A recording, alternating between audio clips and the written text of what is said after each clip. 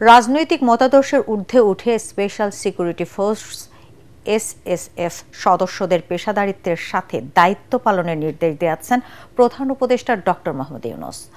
বাহিনীর ৩৯তম প্রতিষ্ঠাবার্ষিকী অনুষ্ঠানে তিনি বলেন, গত ৫ আগস্ট এই বাহিনী কিছু যানবাহন ও সরঞ্জামের ক্ষয়ক্ষতি হলেও তা দ্রুততম সময়ের মধ্যেই কার্যক্ষম করা হয়েছে।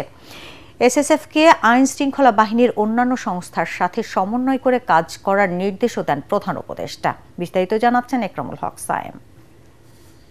রাষ্ট্রপতি, প্রধান উপদেষ্টা সহ দেশি বিদেশি ভিভিআইপি ব্যক্তিদের নিরাপত্তা নিশ্চিত করে বিশেষ নিরাপত্তা সংস্থা স্পেশাল সিকিউরিটি ফোর্স এসএসএফ।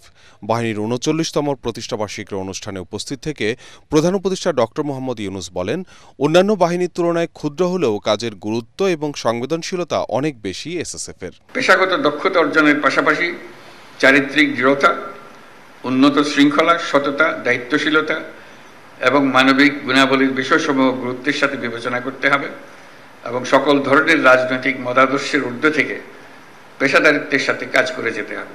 বিগত ১০ মাসে এসএসএফ সদস্যরা দেশে বিদেশে অনেক গুরুত্বপূর্ণ দায়িত্ব দক্ষতার সঙ্গে পালন করায় ধন্যবাদ জানান প্রধান উপদেষ্টা। সম্প্রতি কক্সবাজার এবং রোহিঙ্গা ক্যাম্প পরিদর্শন, চট্টগ্রাম বন্দর, চট্টগ্রাম বিশ্ববিদ্যালয়ের সমাবর্তন অনুষ্ঠানে এসএসএফ অন্যান্য বাহিনীদের সাথে সমন্বয় করে সফলভাবে নিরাপত্তা নিশ্চিত করেছে।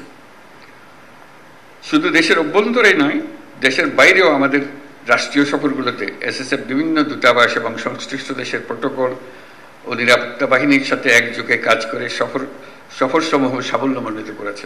পেশাদার বাহিনী হিসাবে উন্নত প্রযুক্তি, প্রশিক্ষণ আর দৃঢ় মনোবলের সন্নিবেশে এসএসএফ আরও উন্নতি করবে বলে আশা করেন তিনি। যে এসএসএফ এর প্রশিক্ষণ, অস্ত্র সরঞ্জামাদির আধুনিকায়ন প্রক্রিয়া চলমান রয়েছে।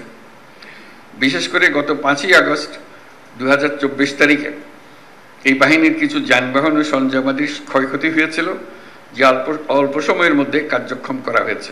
নিরাপত্তার ক্ষেত্রে নিয়মিত বিভিন্ন ধরনের হুমকি সঠিকভাবে পর্যালোচনা করে তা মোকাবেলায় যাবতীয় প্রস্তুতি নিতে এসএসএফ সদস্যদের প্রয়োজনীয় নির্দেশনা দেন ডক্টর মোহাম্মদ ইউনূস। একরামুল হক সায়েম, এটিএন বাংলা, ঢাকা।